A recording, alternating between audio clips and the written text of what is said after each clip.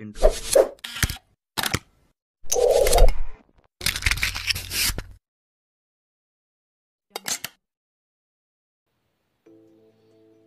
Assalamualaikum warahmatullahi wabarakatuh. Perkenalkan, nama saya Friska Fadila dari kelas 5C Ekonomi Syariah. Video ini saya buat untuk memenuhi tugas mata kuliah Keuangan Publik Islam. Pada kesempatan kali ini, di video ini saya akan membahas mengenai belanja negara atau pengeluaran negara. Nah, sebelum kita membahas mengenai pengeluaran negara atau belanja negara, adalah lebih baiknya kita membahas mengenai APBN terlebih dahulu. Apa sih yang dimaksud dengan APBN? APBN ini merupakan singkatan dari Anggaran Pendapatan dan Belanja Negara, yang mana rencana keuangan ini dibuat oleh pemerintah negara Indonesia yang kemudian disetujui oleh anggota DPR. APBN ini berisi mengenai daftar sistematis dan terperinci yang memuat rencana penerimaan dan pengeluaran negara selama 1 tahun anggaran, yang mana 1 tahun anggaran ini terhitung dari 1 Januari hingga 31 Desember. Tentu APBN ini memiliki tujuan penyusunan APBN yaitu sebagai pedoman pengeluaran dan penerimaan negara agar terjadi keseimbangan yang dinamis dalam rangka melaksanakan kegiatan-kegiatan kenegaraan. Untuk tercapainya peningkatan produksi, peningkatan kesempatan kerja, pertumbuhan ekonomi yang cukup tinggi, serta pada akhirnya akan ditujukan untuk tercapainya masyarakat adil dan makmur, baik dari material maupun spiritual yang berdasarkan Pancasila dan Undang-Undang 1945. Setelah membahas mengenai APBN tadi, kita sudah membahas mengenai apa itu APBN, apa tujuan dari APBN, maka kita akan membahas mengenai pengeluaran negara atau belanja negara. Seperti yang kita ketahui, keuangan negara menyangkut aspek penerimaan dan pengeluaran pemerintah. Aspek pengeluaran pemerintah termasuk salah satu aspek dari penggunaan sumber daya ekonomi secara langsung yang dimiliki atau dikuasai oleh pemerintah, dan secara tidak langsung dimiliki oleh masyarakat dalam arti yang seluas-luasnya. Sehingga pengeluaran negara dapat juga kita artikan sebagai penggunaan uang dan sumber daya suatu negara untuk membiayai suatu kegiatan negara atau pemerintah dalam rangka mewujudkan fungsinya untuk melakukan kesejahteraan. Di sini saya akan mengemukakan 3 teori dari para ahli. Yang pertama yaitu teori Adolf Wegner, yang mana ia menyatakan bahwa pengeluaran pemerintah dan kegiatan pemerintah semakin lama semakin meningkat. Tendensi ini oleh Wegner disebut dengan hukum selalu meningkatnya peranan pemerintah. Intinya, teori ini menjelaskan makin meningkatnya peran pemerintah dalam kegiatan dan kehidupan ekonomi masyarakat sebagai suatu yang menyeluruh, sehingga hal ini berkaitan dengan hukum Wegner. Dapat dilihat dari penyebab semakin meningkatnya pengeluaran pemerintah, yaitu yang pertama, meningkatnya fungsi pertahanan, keamanan, dan ketertiban, dan yang kedua, meningkatnya fungsi kesejahteraan, yang ketiga, meningkatnya fungsi perbankan, dan yang terakhir yaitu meningkatnya fungsi pembangunan. Teori yang kedua yaitu teori yang dikemukakan oleh Peacock dan Wiseman, yang mana mereka memberikan argumentasi mengenai teori dari Adolf Wegner sekaligus memperbaiki dari teori yang sebelumnya.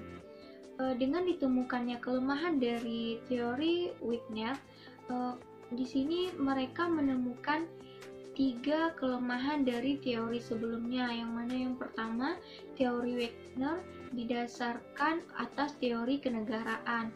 Yang kedua, tidak memperhatikan pengaruh perang terhadap pengeluaran pemerintah. Dan yang ketiga, lebih menekankan pada jangka waktu yang panjang sehingga kurang memperhatikan pola waktu atau proses perkembangan pengeluaran pemerintah. Oleh karena itu, teori ini lebih menekankan kepada pola waktu, sehingga perkembangan pengeluaran pemerintah yang tidak bersifat continuous growth, melainkan seperti tangga rumah yang selalu naik bertahap. Teori ini juga mengemukakan bahwa penyebab meningkatnya pengeluaran pemerintah karena displacement effect, inspection effect, dan concentration effect. Teori yang ketiga yaitu teori batas kritis Colin Clark, yang mana dalam teori ini dikatakan bahwa toleransi tingkat pajak dan pengeluaran pemerintah diperkirakan kurang dari 25% dari GNP. Meskipun anggaran belanja pemerintah tetap seimbang, namun apabila batas 25% terlampaui, maka akan timbul inflasi yang akan mempengaruhi sosial ekonomi masyarakat. Selanjutnya, saya akan membahas mengenai hubungan kewajiban negara dengan pengeluaran negara. Kita harus mengetahui kewajiban negara yaitu menjaga kelangsungan kedaulatan negara dan meningkatkan kemakmuran masyarakat, yang mana hal ini mencakup 4 hal. Yang pertama, mempersiapkan, memelihara, dan melaksanakan keamanan negara. Yang kedua, menyediakan dan memelihara fasilitas untuk kesejahteraan sosial dan perlindungan sosial, termasuk fakir miskin, jompo, yatim piatu, masyarakat miskin, dan pengangguran. Yang ketiga, menyediakan dan memelihara fasilitas kesehatan. Dan yang keempat, yaitu menyediakan dan memelihara fasilitas pendidikan. Dengan adanya kewajiban negara ini, maka tentunya sebagai konsekuensi pelaksanaan kewajiban ini, tentunya pemerintah perlu dana yang memadai, yang mana hal itu dianggarkan melalui APBN atau APBD, dan pada saatnya harus dikeluarkan melalui kas negara atau kas daerah. Selanjutnya yaitu macam-macam pengeluaran negara dibagi menjadi dua. Yang pertama berdasarkan organisasi, dan yang kedua yaitu berdasarkan jenisnya. Berdasarkan organisasi dibagi menjadi tiga. Yang pertama ada pemerintah pusat, yang kedua ada pemerintah provinsi, dan yang ketiga ada pemerintah kabupaten atau kota.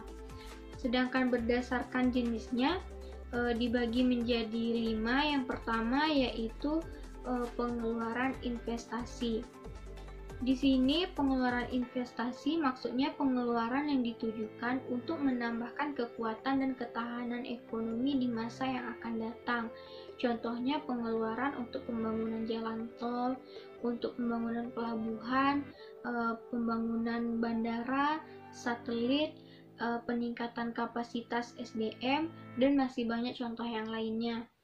Yang kedua yaitu pengeluaran penciptaan lapangan kerja, yang mana pengeluaran ini digunakan untuk menciptakan lapangan pekerjaan bagi masyarakat, serta adanya penciptaan lapangan pekerjaan maka akan memicu peningkatan kegiatan perekonomian masyarakat.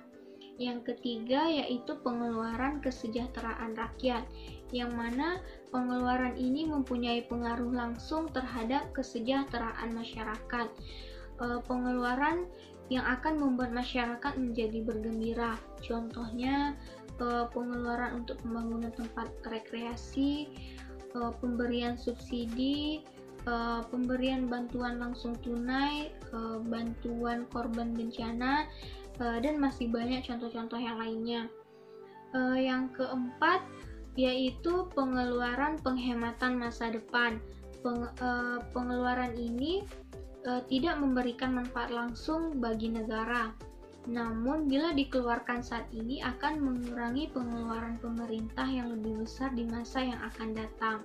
Contohnya pengeluaran untuk kesehatan dan pendidikan masyarakat, pengeluaran untuk anak-anak yatim, dan lain sebagainya. Yang kedua yaitu pengeluaran yang tidak produktif. Maksud dari pengeluaran ini yaitu pengeluaran yang tidak memberikan manfaat langsung secara langsung kepada masyarakat.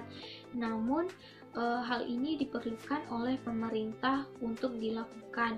Contohnya pengeluaran untuk biaya perang seperti membeli perlengkapan untuk biaya perang. Sebelumnya tadi kita sudah membahas macam-macam dari pengeluaran negara berdasarkan organisasi, yaitu ada pemerintah pusat, ada pemerintah provinsi, dan ada pemerintah kabupaten atau kota. Selanjutnya kita akan mengetahui apa saja pengeluaran pemerintah pusat.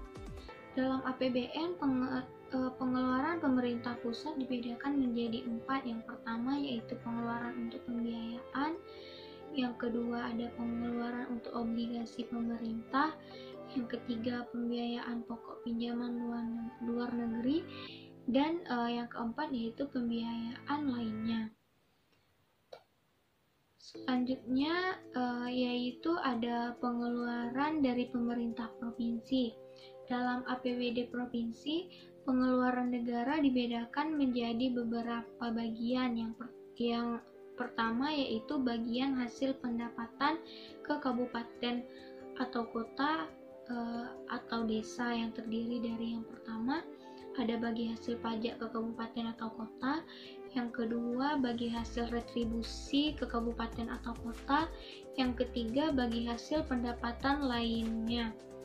Yang kedua yaitu pengeluaran untuk pembiayaan, yang mana terdiri dari 4. Yang pertama pembayaran pokok pinjaman, yang kedua penyertaan modal pemerintah, yang ketiga belanja investasi permanen, dan yang keempat pemberian pinjaman jangka panjang.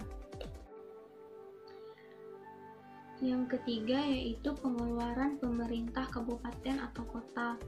Dalam APBD kabupaten atau kota, pengeluaran negara dibedakan menjadi 2. Yang pertama yaitu bagi hasil pendapatan ke desa atau kelurahan, yang terdiri dari 3. Yang pertama bagi hasil pajak, yang kedua bagi hasil retribusi, dan yang ketiga bagi hasil pendapatan lainnya. Yang kedua yaitu pengeluaran untuk pembiayaan, yang mana terdiri dari 3 hal. Yang pertama ada pembayaran pokok, yang kedua ada pinjaman penyertaan modal pemerintah, yang ketiga ada pemberian pinjaman kepada BUMD, BUMN, pemerintah pusat, kepala daerah, dan otonom lainnya. Demikianlah video kali ini mengenai pembahasan tentang pengeluaran negara atau belanja negara. Mohon maaf bila terdapat kekurangan atau kekilafan dari saya ketika berucap tadi. Saya mohon dimaafkan dengan sebesar-besarnya. Lebih dan kurang saya mohon maaf. Wassalamualaikum warahmatullahi wabarakatuh.